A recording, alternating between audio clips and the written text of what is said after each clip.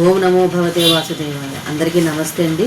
అందరూ కూడా భగవాన్ అనుగ్రహంతో అందరము బాగుండాలని మనసారా భగవాన్ ప్రార్థిస్తూ ఉన్నాను.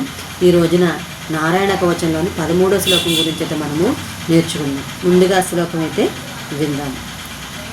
జలేషు మాం రక్షతు మత్యమూర్తిర్యాదో గణేభ్యో వరుణస్య పాశాత్ స్థలేషు మాయా వటువామనో వ్యాత్ త్రివిక్రమకేవతు విశ్వరూపః.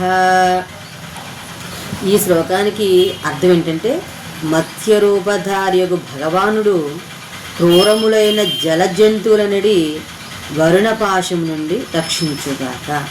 మాయాబలముచే వామన రూపధారియగు భగవానుడు స్థనముయందు నన్ను రక్షించుగాక. విశ్వరూపుడగు త్రివిక్రముడు గగనమండములన నన్ను రక్షించుగాక అని ఈ శ్లోకానికి అర్థమవుతుంది. శ్లోకం అయితే మన సాధన అయితే చేద్దాం. ముందుగా మొదటి లైన్ చూద్దాం.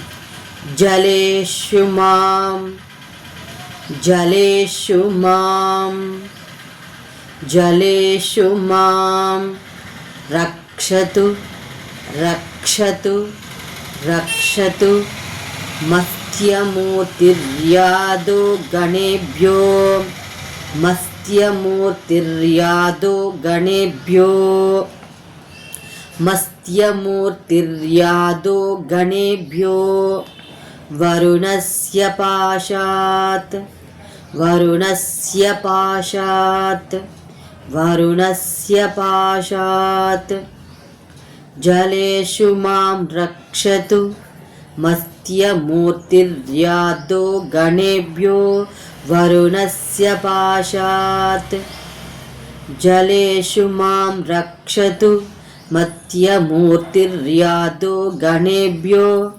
వరుణస్య పాశాత్ జలేషు మాం రక్షతు మత్స్యమూర్తిర్యాదో గణేభ్యో వరుణస్య పాశాత్. తర్వాత మూడో లైన్ చూద్దాం.